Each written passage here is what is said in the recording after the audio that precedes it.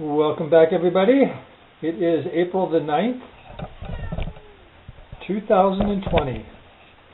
A beautiful early spring day. Sorry, that wasn't an earthquake. That was just operator error.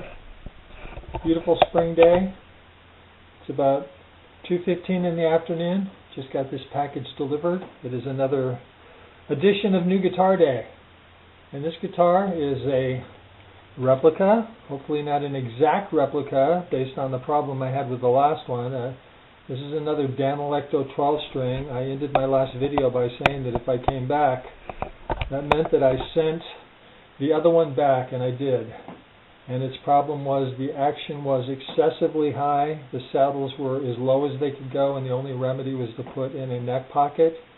And I did not feel that that was my duty as a customer to go to the trouble of putting a shim in the neck pocket to remedy the situation. So it was advised that I sent it back, so I did. So here we are with another one, and we're crossing our fingers that this one was properly set up, given the tag that came with the last Danelectro guitar that said every Danelectro guitar is set up in the USA. Well, apparently whoever set that guitar up didn't do a very good job.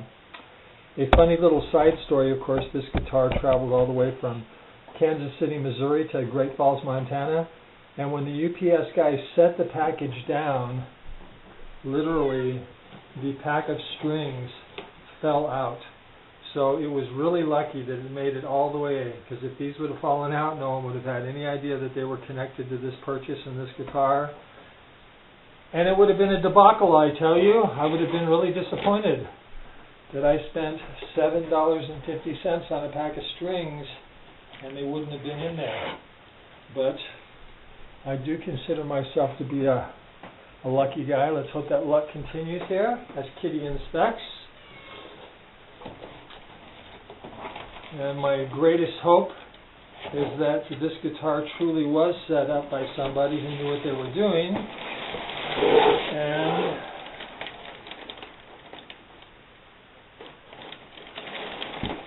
they actually set the action correctly, because I really don't want to have to send another guitar back, as much as I like New Guitar Day. So again, for the record, this is a Danelectro 12 SDC. That's the official model number. We're going to take this aside and let Kitty do her thing, because adults like what's in the box, cats like the box. And you can see, we'll just take a little break here. Cat thinks that we've made a purchase for the cat. So this is going to go really quick because, of course, I am going to investigate immediately what the situation is with the action. That's going to be quick. It's going to be painless. Again, if there's room to adjust on the saddles, I have no problem at all making an adjustment. I don't expect the guitar to be set up to my taste. But to have the action excessively high and have no way to lower it other than putting a shim in the neck, again, to me, is something that a customer shouldn't have to do. And, you know, I'm going to say that it looks better. I hesitate. It looks much better on the treble side. The bass side looks pretty freaking high, but it looks like there's a little bit of adjustment room, but we're going to tune it up and give it a whirl. Anyways, it looks like another beautiful guitar. Get rid of the boxes.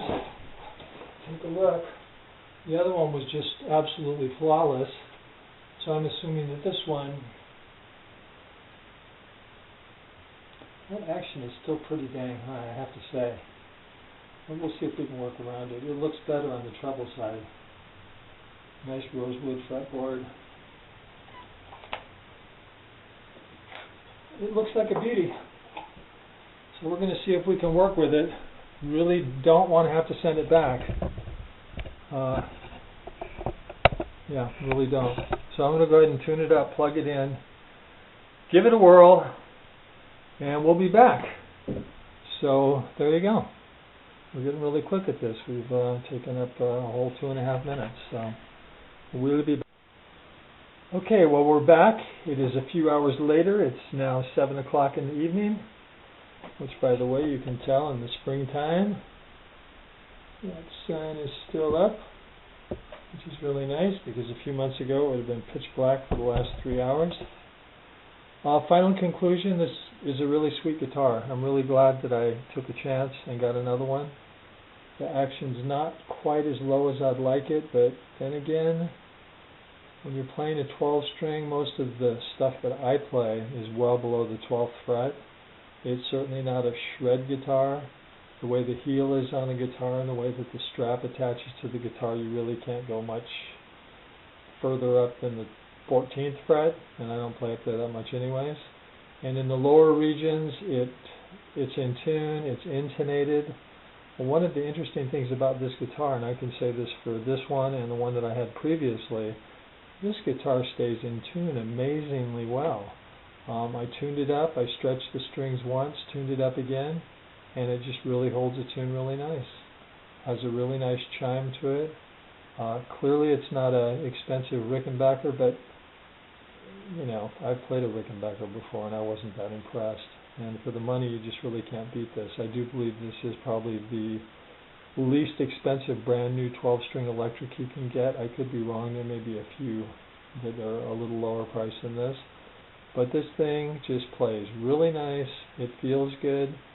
The fret ends aren't quite as smooth as the other one, but this one came from Kansas City. The other one came from California. It could just be a humidity thing, a region, who knows. I can certainly trim these frets up nice. I'm going to give it a week to acclimate to just see what it does here. Maybe the fretboard will swell a little bit and the little bit of sharpness will go away. Certainly nothing that would cut your fingers, but you can just feel it's a little edgier. But other than that, that concludes our review. So if you're thinking about getting this guitar, unless you get the one that I sent back and they didn't correct it, which will make you cry, because again, quite a few people reported having to shim the neck to get it to where they wanted it. I suppose if I wanted the action to be a bit lower, there's not a lot of room to work with on the bridge. So if I wanted to lower it, I probably would have to go the shim route, but for what I play, I don't think I'll ever have to do that. I think it'll be just absolutely fine. So that concludes the review on this Danelectro 12-string. We're going to do the beauty shot because it's beautiful. Again, I'm assuming that the fretboard is rosewood. It's a nice red rosewood. It's not like a really dark. It doesn't look like it's Palfaro.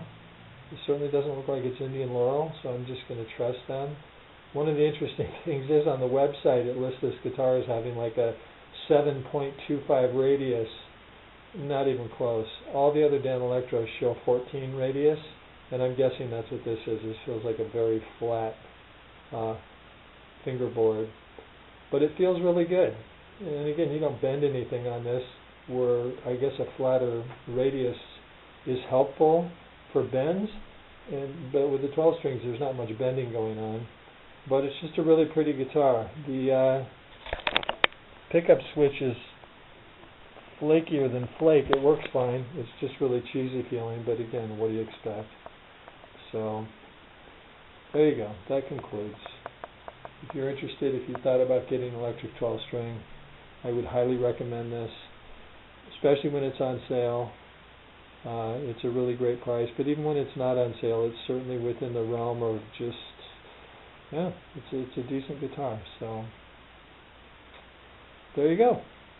Thanks for joining me. Again, it is April the 9th, 2020. The country is in the midst of the coronavirus pandemic, and my heart really just aches for people that are just going through really tough times, especially those that are dying and losing loved ones, people in hospitals. It's really just a weird time. This is sort of my self-medication to get a new guitar and just settle in and play. So everyone take care of themselves, take care of each other, stay healthy. Thank you very much.